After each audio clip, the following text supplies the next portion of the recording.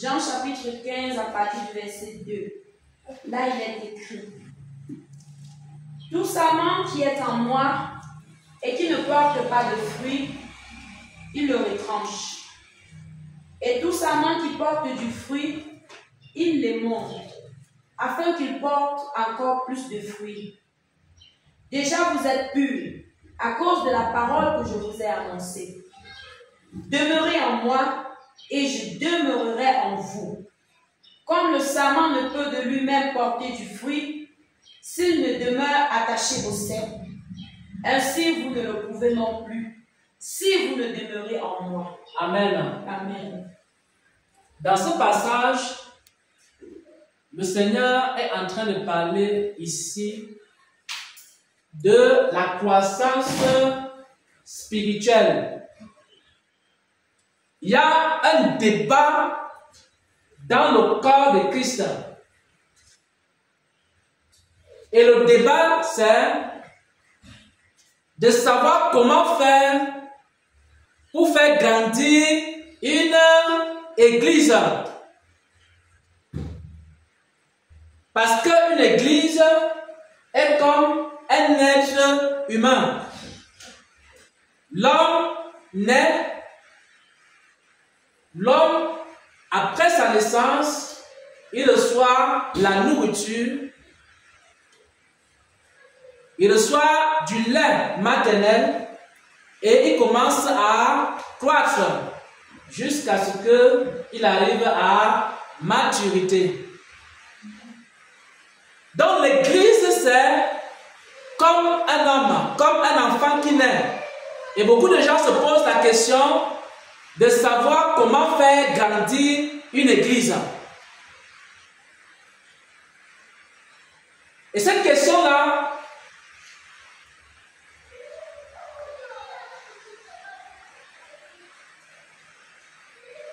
lorsqu'elle est posée, les gens ne savent pas que la croissance d'une église n'est pas seulement une croissance quantitative, mais elle est d'abord une croissance qualitative. Ça ne sert à rien de remplir une église de 10 000 personnes, 10 000 fornicateurs, 10 000 incrédules, 10 000 idolâtres, 10 000 adultères, 10 000 personnes qui n'entendent même pas la voix de Dieu et qui ne savent même pas quel est le chemin qui mène à la vie éternelle. 10 000 personnes qui luttent les uns contre les autres et qui n'ont même pas l'Esprit de Dieu. Lorsque le Seigneur Jésus regarde son église, alors il regarde son église en fonction de la croissance qualitative.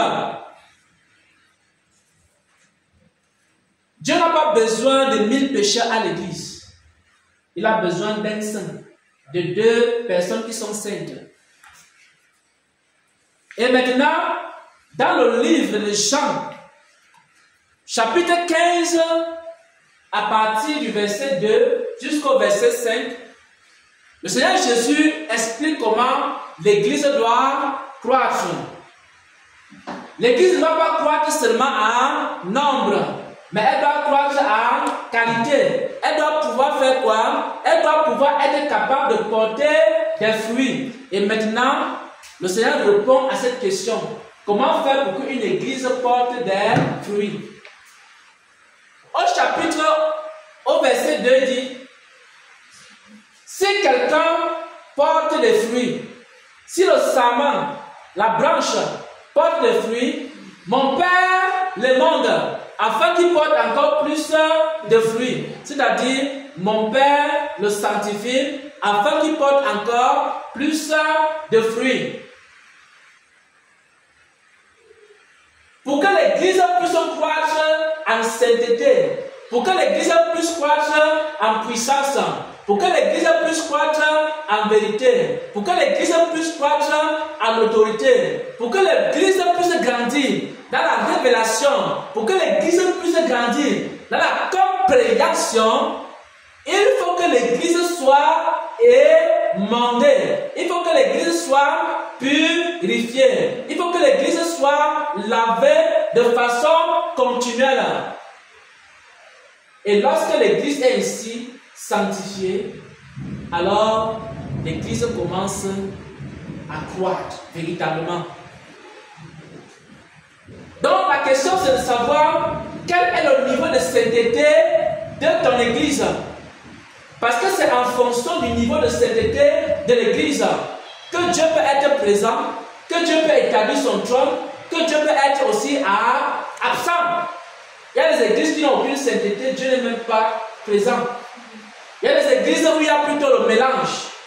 Et quand il y a le mélange, parfois, le Seigneur est là, parfois il n'est pas là.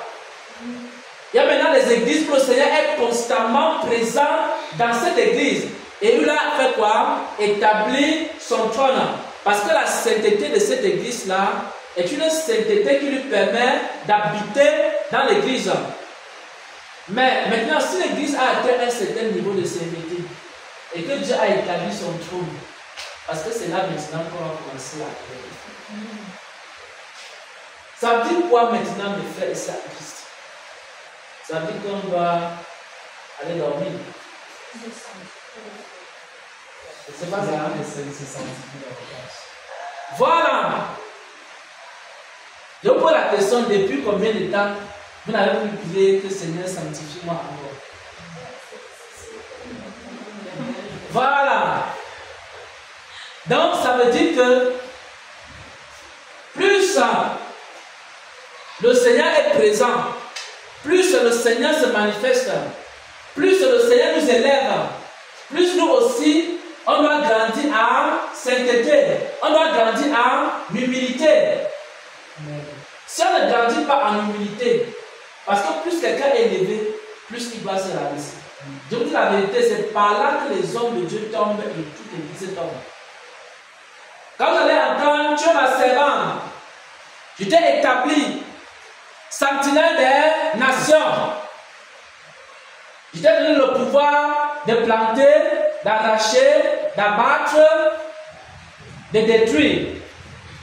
Ouvre seulement la bouche et tu verras comment tes ennemis seront dispersés. À ce moment-là, il faut faire attention. Dis à quelqu'un, il faut faire attention. Il faut faire attention. Quand vous commencez à entendre les prophéties, tu es chante des nations. Je t'ai donné quoi? Le pouvoir. Et s'il y avait les ténèbres, quand tu vas chanter maintenant, la lumière va venir. Les paralytiques vont commencer à marcher et les aveugles vont commencer à voir. Dis à quelqu'un, attention. Il faut faire attention. Parce qu'il y a un danger. Quand quelqu'un va commencer à être transporté devant le trône de Dieu, être ravi en esprit, comme l'apôtre Jean, et commencer à voir le livre des souvenirs. Et la personne, elle va se dire, mais ne suis-je pas quelqu'un d'extraordinaire? Je suis sur la terre et je me retrouve encore au ciel. Et pendant ce temps, je me balade dans le trône et je cause avec les anges. Il faut dire à quelqu'un quelque chose. Attention à ça. Il faut faire attention. Il y a quoi? Il y a un danger.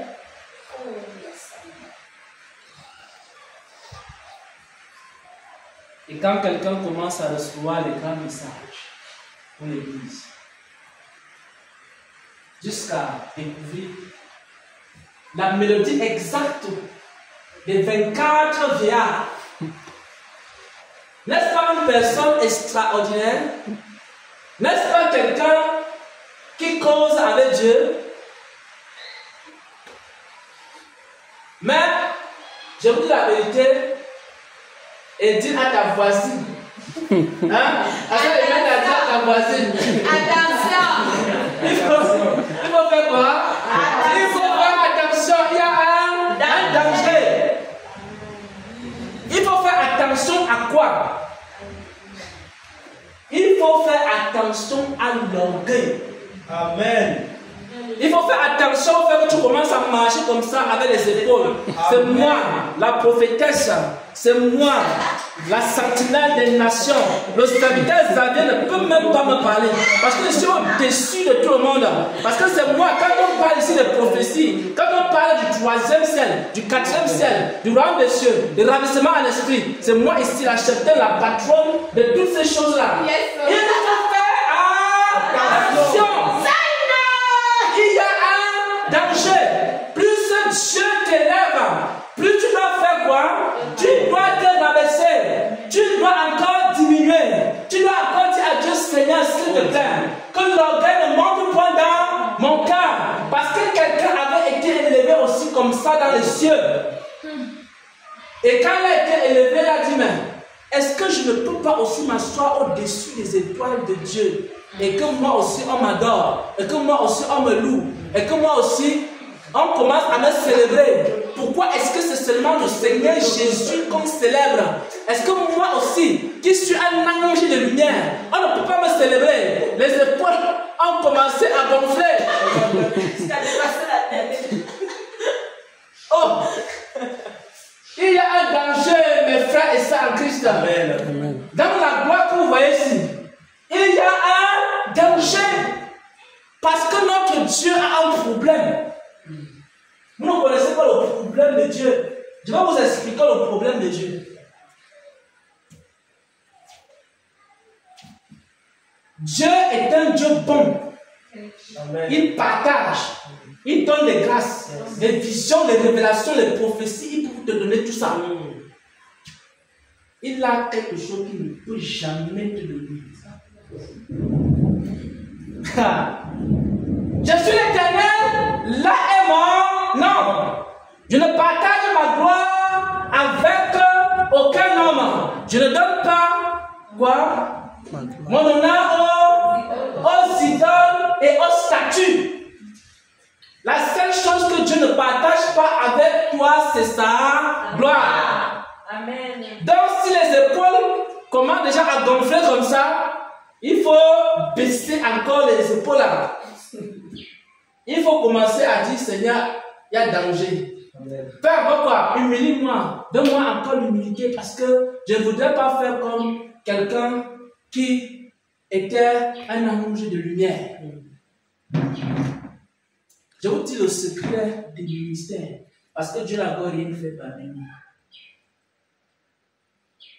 Je ne dis pas qu'il n'a pas encore fait quelque chose, mais je dis par rapport à ce qu'il a même fait dans la vie de plusieurs personnes. En termes de miracles, la chute a commencé le jour où les épaules ont commencé à s'élever. Et le secret qu'il m'a donné dès le commencement, il m'a dit ceci.